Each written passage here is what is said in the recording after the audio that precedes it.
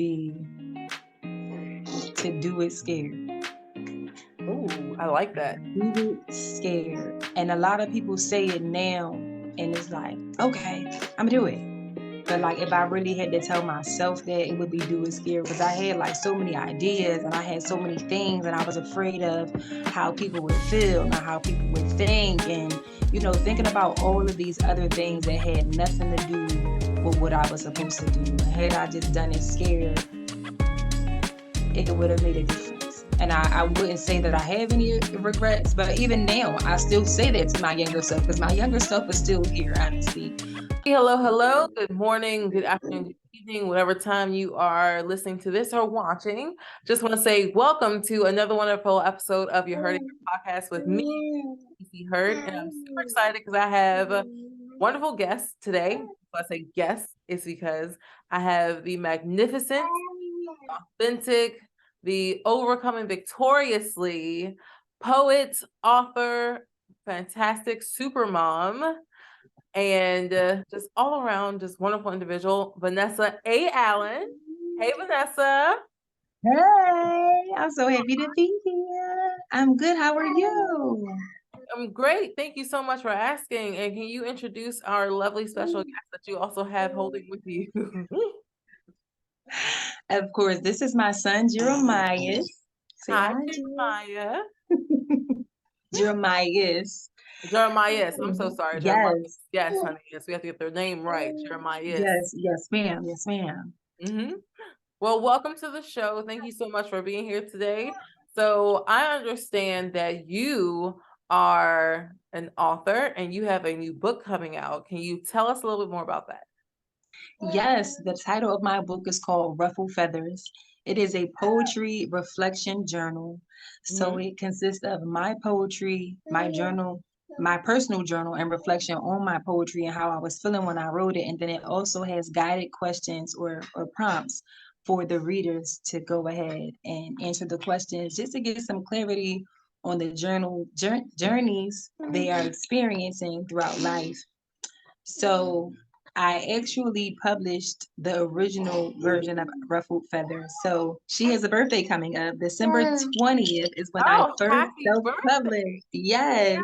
Happy birthday. Yes. So I said, I'm just going to, revamp it, edit it, get it how I like it, and add some more things in there and go ahead and republish it and get it back out there. Okay. So wonderful. Congratulations to that. This is book number 2 or 3 for you? Number 2. Congratulations. Yes, book number 2. So tell me what got you into poetry and how did that journey start? Ooh, so I've been doing poetry pretty much my whole life, really.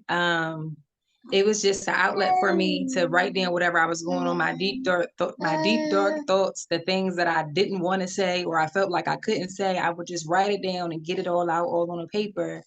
And over time, I want to say in probably 2018 was the first time I actually performed my poetry. And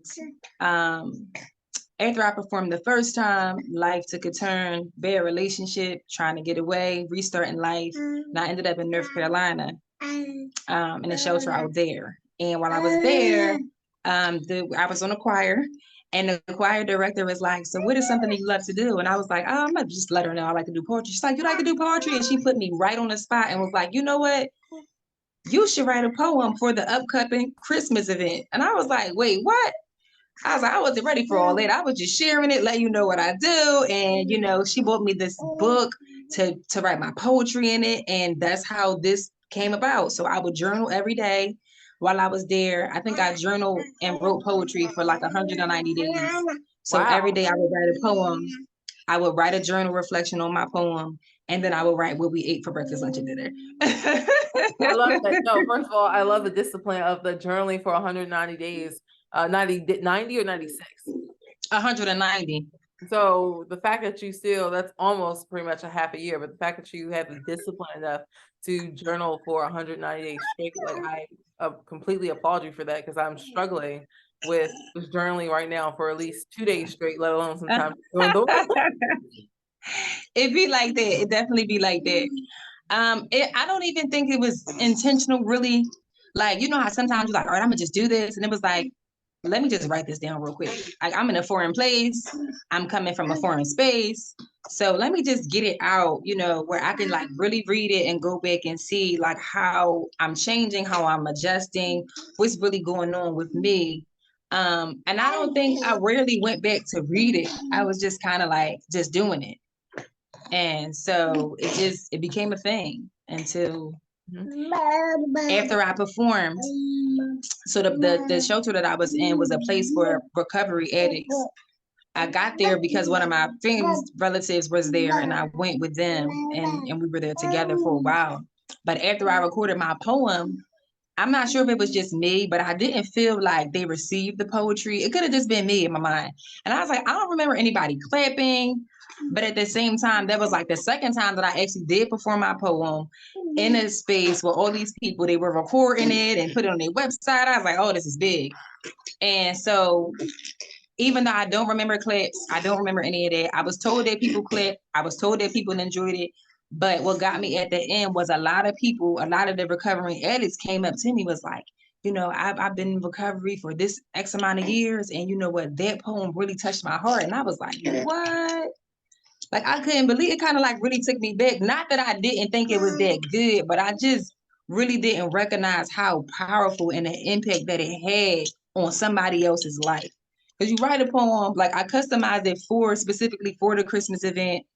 And I just was like, I'm going to just do it because I like to do poetry. But when you recognize that what you do impacts lives, it really makes a difference.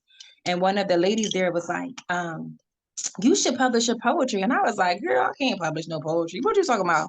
And she was like, you can write a book. She was like, no, my cousin was telling me like, you can how to do it and da, da, da. And so when she said that, she planted a seed. And I was like brushing it off for a while. But after the fact, it was like, what if I really could? So then what if started really sitting in there. And I was like, you know what, maybe I should. And so I started going through my poems and, you know, putting them together. And when I got to Amazon, I think I only had about like 32 poems that I selected for the book. And they was like, it had to be, it has to be 100 pages. And I was like, dang, how do I make this 100 pages? And then I was like trying out all of these things. And so I was like starting the t-shirt business because t-shirts were like really popping back then. And so it was like, all right, let's do the t-shirts. So I would like create affirmations and put them on my Instagram page and stuff like this. So I was like, you know what? I'll take the affirmations from the t-shirt business that I was doing and throw them in a book.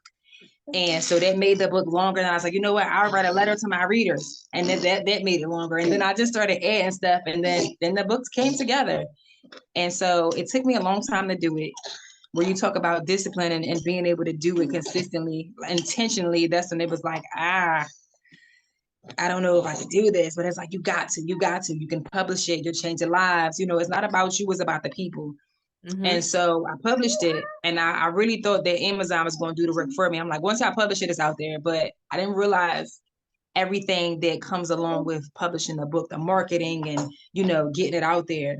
And so I kind of put it down for a while. But I would journal in it myself, and I was like, this is good. I wrote this. Like, I don't know, I did this. And so it's an amazing feeling, isn't it? When you look at your work and you hold it, you're just like, I did that. Like, right, you right there. And then right, you exactly. Going back to all those long nights and just those moments where you're just like, I remember when this piece didn't work and that piece didn't work, and you hold the final product and just like, right, oh, I did this. Right. It was really amazing. And it was so profound because I'm like, I felt like I was reading somebody else's book and somebody else was giving me what I needed, you know? I felt like I rushed it when I published it the first time. So I said, you know what, I'll republish it. I'll take my time. I'll actually outsource and get the people that can actually help me do what I need to do. So I have, you know, created the cover page. I'm going to get it formatted and edited and do all of it professionally instead of just doing it myself and getting the help that I need. I love that.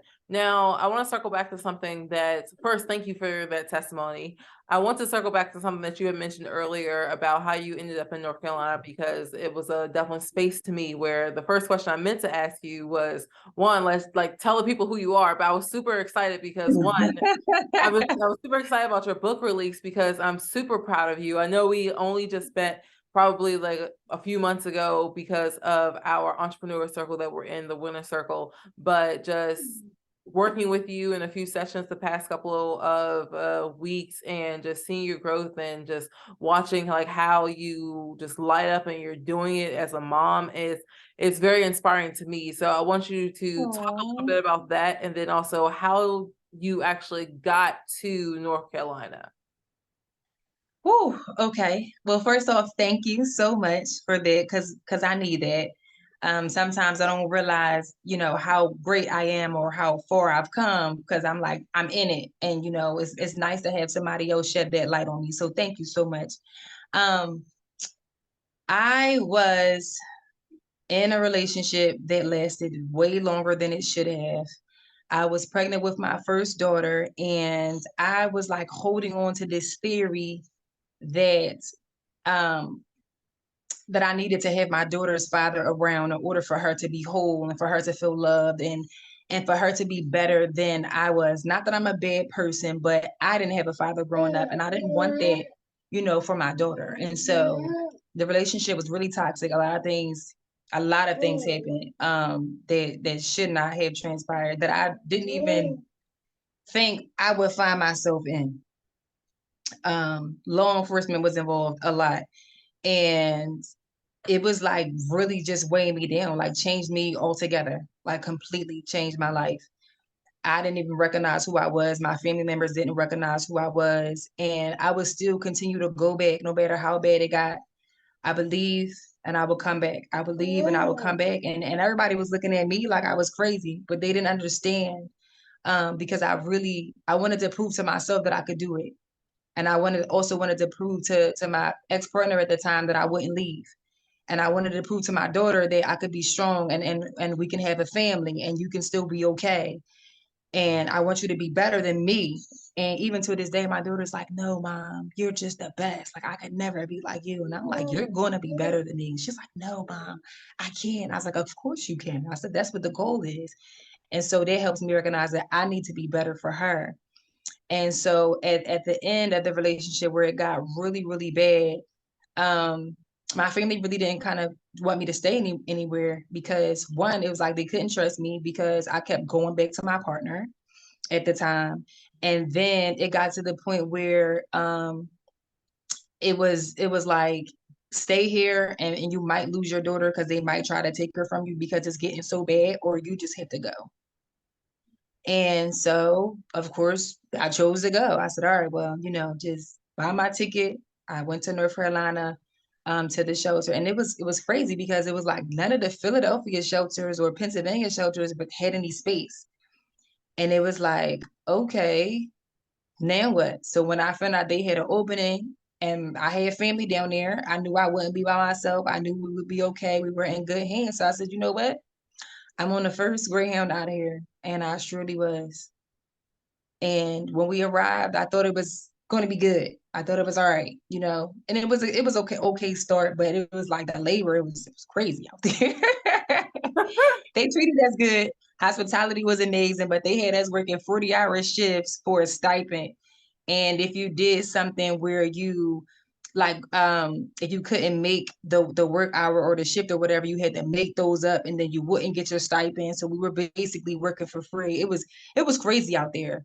It was crazy. Wow. And I don't mean crazy like in a bad way, because I feel like I kind of needed it in a sense to go there, to develop some discipline, to get my work ethic together, get my mind right, to see, what it's like working as a mom, even though we weren't getting paid for it. But it wasn't in vain. But I definitely was very upset because I'm like, I'm trying to escape my situation and y'all got me out here working like a slave. Like it was very trying, very daunting. but it also was a test of faith to see how much I can take and how obedient will I be in that season to grow, to expand, to overcome authentically, victoriously. And I got a taste of it out there. So happy to be out of that situation. But I learned a lot. Like I said, it was the seed sown for me to write my book, is where Ruffled Feathers came from. So I am grateful for the experience. I'm grateful for the growth, but it is definitely a lesson to be intentional in what I do and, to think about the future and, just prepare and make better decisions and choose better people.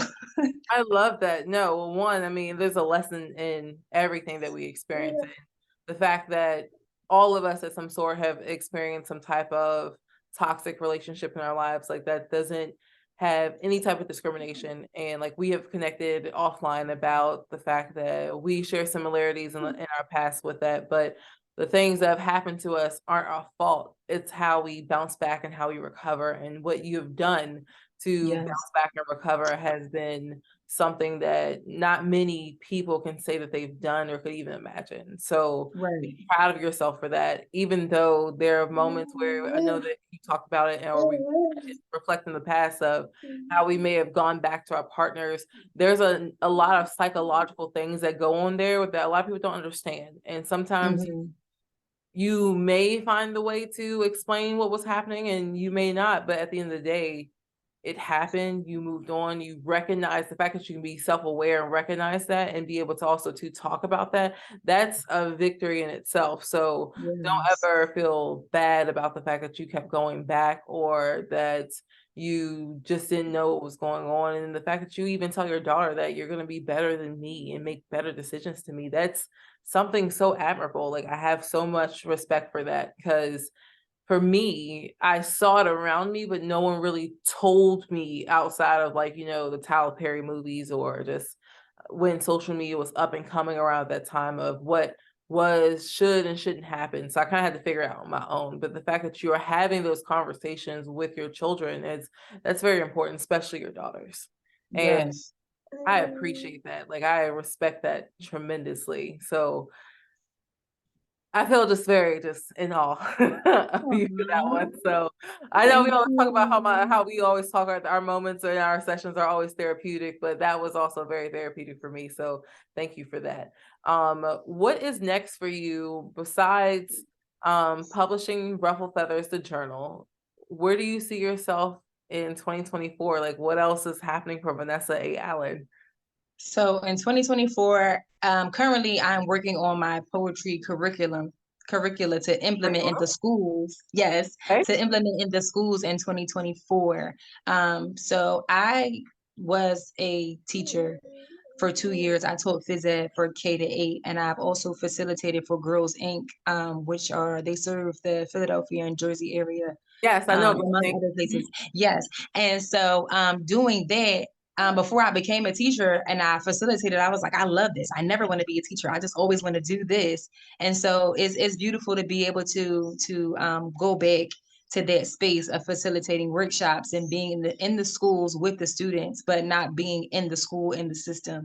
And so I'm really, really excited about that. My overall goal is to talk with the students and even some of the staff about trauma, and how it affects us and what it stems from and how it is recycled basically if we don't get help, if we don't heal, and if we don't know.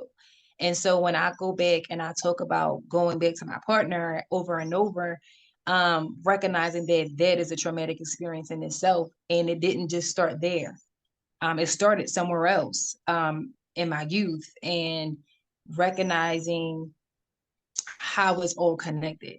And so right now I'm also reading this book. It's called The Living Legacy of Trauma. And it's helping me out so much because it talks about how our brain works and what's going on with us and how we replay moments that aren't even happening, how we're absent from the present. And our brain just kind of triggers. And it was talking about like the fight, flight, freeze, or fawn phase that a lot Yes. of us have. And I found myself going through that. Like in a lot of moments, I would freeze. And it's just like, why are you doing that? Why didn't you do anything? Why didn't you help? Why didn't you do this? Why didn't you do that? And it was explaining how like how our brain just switches on because its main function is to keep us alive. It goes into survival mode. So that's the brain in itself. That's not even us being able to control it, especially if our thinking brain isn't operating correctly. And so that just kind of like blew my mind because it was saying, it explained also in the book, I can't remember the author's name, that's probably bad, but it was saying how if you're young and you typically freeze because you feel like it's not safe to move. And if you run, you feel like it's not safe to stay still. And so it was talking about the animals and camouflaging and all of these different things that just kind of really blew my mind. And it's like, here I am, 30, just finding this out. Like, imagine, you know, what children or younger people would be able to do with this information if they just understood it. Because it almost seems like it's something wrong with you as a person. Like for me, it's like, I feel like it was something wrong with me. And I'm like, what is wrong with me? Yeah, I'm like, how do I fix it? How do I change it? But you can't. And even if somebody tells you how to do it, if you don't like really wrap your head around the entire concept, you still won't understand. And so how that was broken down, I'm like, okay, that's amazing stuff. So now the objective is to be able to break that down, put it into a poem that the children could understand, and also do workshops to help them with their social emotional learning and just professional development as well, because that's going to carry over. So a lot of things have carried over for me, and I'm like, this has to end here because now I have 3 children, and so I can't afford that to be recycled any longer than it already has. So it's about breaking the invisible chains of trauma for me and paying it forward. I'm not gonna lie, I feel like that was like one of your next book titles, to be very honest with you, breaking the hey, we're trademarking that. Yes. I love that because even when you were explaining that and saying like about the, because I know about like, you know, like the fight, flight, or freeze, but when you were saying like when you're a child, because even then, even if you're under 18 or even if you are 18, you're still a child. You're still not really a completely adult, even not by just like societal standards of 21 where you can do anything that you want. It's just that you're still operating of, I just got out of high school, maybe whatever career path I'm about to take next, I don't know exactly what it is, but I'm still navigating what the next phase is in my life. And even though you are getting older, I'm not sure what's happening right now, even though I think I'm grown, but I'm not grown. But at the same time, I don't feel safe, but I'm not sure exactly which. I feel like whatever I do right now, it may be a little less. It may be worth just sitting here and just taking it versus trying to like fight or flight kind of. Right. And wrapping your head around that, like as I was even thinking about back to my past, and I'm thinking it wasn't until I'm 31 now, 2.5 years ago, where I started therapy, where I finally got the concept of, and I'll say at least this year was the year where I really started to apply it. Like there was nothing wrong with me at that time. And for almost 15 years later, all I could think of was there is nothing wrong with me that I did to invoke that situation upon me. That had that whole situation, how that person treated me, had everything to do with him and not me. Right.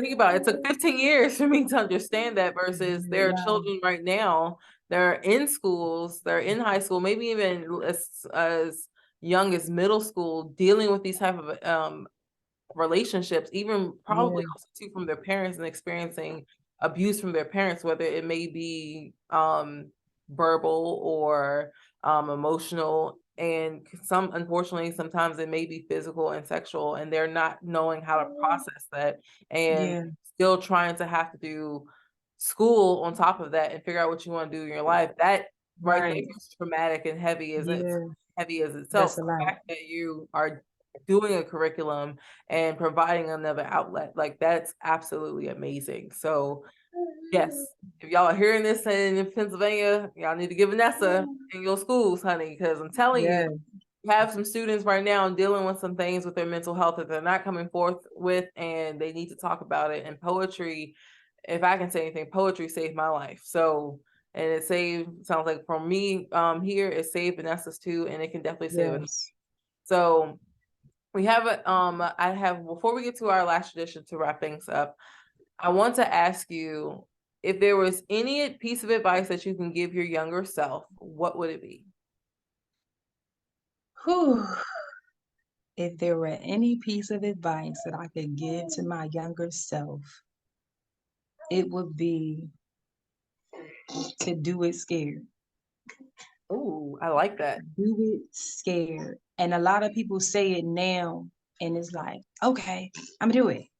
But like, if I really had to tell myself that, it would be do it scared, because I had like so many ideas and I had so many things, and I was afraid of how people would feel and how people would think, and thinking about all of these other things that had nothing to do with what I was supposed to do. And had I just done it scared, it would have made a difference. And I wouldn't say that I have any regrets, but even now, I still say that to my younger self, because my younger self is still here, honestly, within me. I'm letting my inner child out, letting her come out to play, letting her do some of the things, that little Vanessa want to do. And I am actually little Vanessa because I'm named after my mom. So,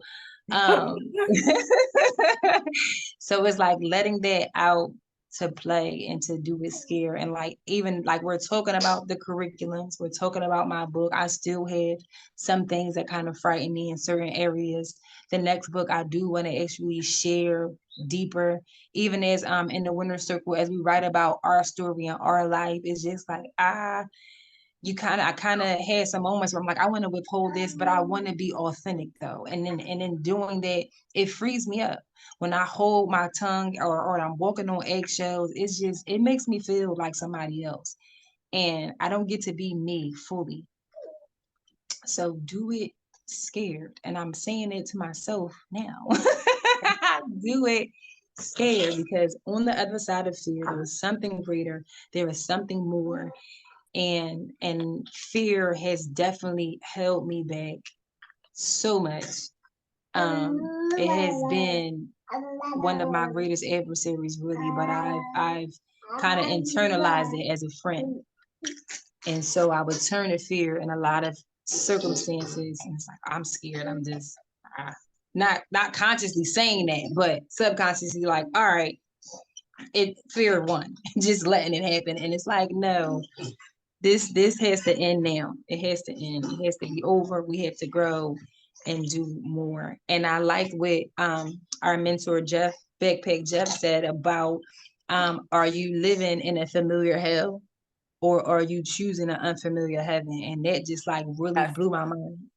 It blew my mind. And then I watched a video by Myron Golden the following day, and he said those exact same words. And I was like, wait a minute. Two days in a row? Come on now. You talking to me? I see you trying to read me now. Okay. Exactly. Exactly. I'm listening.